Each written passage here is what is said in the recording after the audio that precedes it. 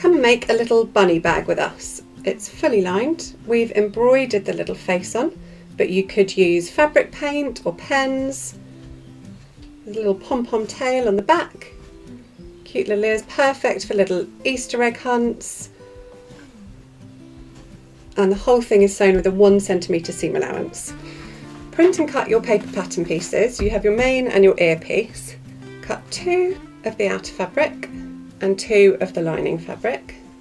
Then you need 2 outer ears and 2 inner ears. You'll also need a pom-pom for the tail and then 2 25 centimetre lengths of cotton tape. Then you need a little bit of Solufix and a small piece of Bondaweb, and I'll show you what to do with those now. So take your small piece of Bondaweb, one side is glue and one side is the paper. Pop it over the nose and just trace out the shape of the nose. And then do the same with your Solufix. You want to draw onto the fabric-y side of it. Pop it over the face, and then you're just going to trace the eyes and the mouth.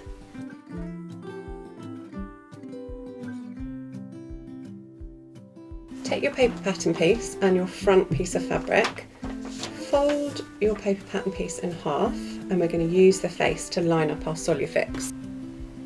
Help us place the Solufix onto the fabric. I'm going to use black thread to sew the eyes. So you want to measure a piece about as long as your forearm. Just split the thread in half. Tie a little knot in one end and then thread the other end through the needle. Then we're going to start at the back of our fabric and we're just going to sew along the shape of the eye with a simple back stitch.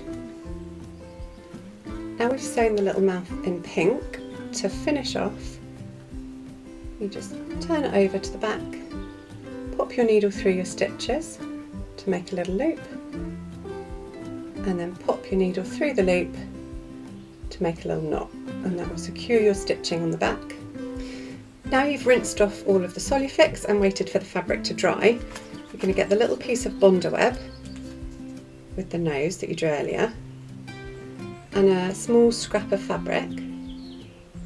Place the Bondaweb onto the back of the fabric with the paper side up and the glue side down. Take another bit of scrap fabric or a tea towel or a little pressing cloth, pop that over the top and just iron that in place to fix the Bondaweb for about 15 to 20 seconds. Once that's fixed in place, you can cut out your little nose shape along the lines that you drew earlier. Then you just need to peel off the paper backing and pop it onto your little bunny's face. And using the pressing cloth again, just iron that in place. Now your little bunny face is finished, you're just going to pop it to one side and get your 4 ear pieces. So you're going to pop these, one piece of mane and one piece of lining. Make sure they're right sides together, so the wrong sides are on the outside. Do the same with this one. So the right sides are facing. Pop them together, line up the edges, and then we're going to take each one and sew from the top, do a little forwards and backwards here, but leaving this top edge open.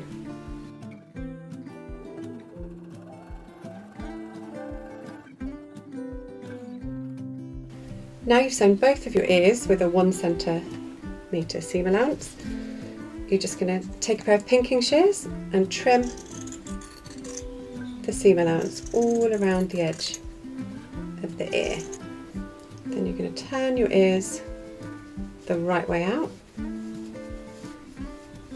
you can use something like a crochet hook or a point turner, trimming off any loose threads. Turn it the right way out through the gap you left in the top. Take an iron and give them a little press flat. Take the front piece of your bag and grab your paper pattern piece, and you're going to use that to line up where your ears are going to go. So you can see the little lines on the pattern piece. So So just pop the ears onto the front of your bag, exactly how you want them to sit once your bag is finished. And grab one of your pieces of cotton tape and just pop it in the centre of the ear on each side, making sure your tape doesn't get twisted. Then get your back main piece of fabric and use your first piece of tape as a guide to line up your second. So again, making sure it's not twisted. Then take your lining pieces. Now there's not a right or wrong side to this fabric, but you want to have the right sides of your fabric together. So you should be able to see both of your right sides now. And then you want to put your lining piece right side down over the top. And at the moment we're just worrying about this long straight edge here. And then pop that over the top there. So use clips or pins just to keep everything in place. You don't want your straps slipping out while you're sewing. And then again with a 1 centimetre seam allowance, we're going to sew just along this top edge here and the same on this piece. Now I've got your 2 pieces sewn together. You just want to move the handle and the ears so that they're out of the way. So I find it quite helpful just to pop a little clip, or you could use a safety pin if you don't have any clips. Just you don't want them getting caught up in your seams. So open it right out like that. And then get your back piece. So you've got your little handle in the centre as well. And you just want to pop it, again, right sides together with your main fabric right sides facing and your lining fabric right sides facing. So then you've got your handles and your ears all tucked away in the centre. So you want to line up this edge here and pop a little clip there and do the same for the other side. Just there. And then just clip all the way around the edge so that you're keeping the raw edges together, and you can feel and make sure that you're not going to get an ear or a strap caught up in your seam.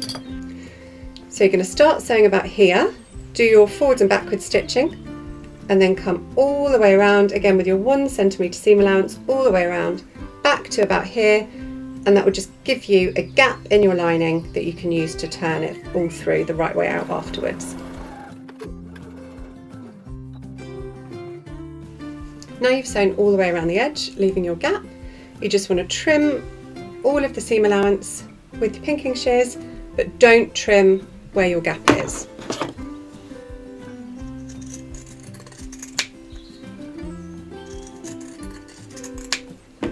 Once you've done all your trimming, find the gap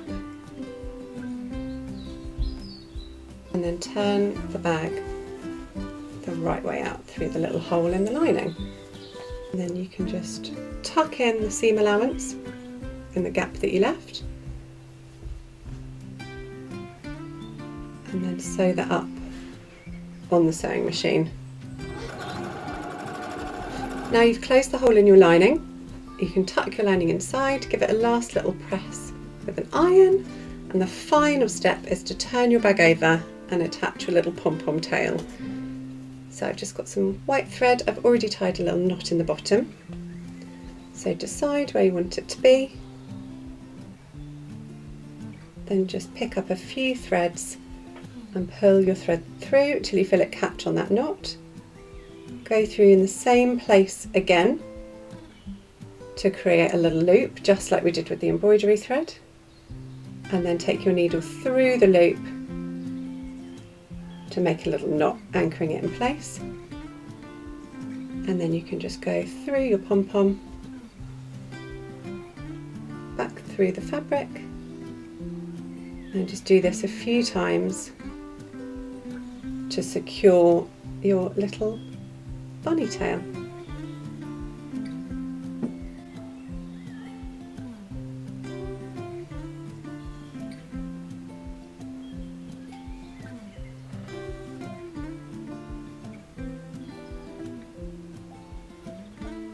Once you're happy that it's nice and secure, you tie a knot in exactly the same way. So pick up a few threads and again to create that loop, then pop your needle through the loop, pull your thread tight to make a knot. Do that a couple of times and your bag is finished.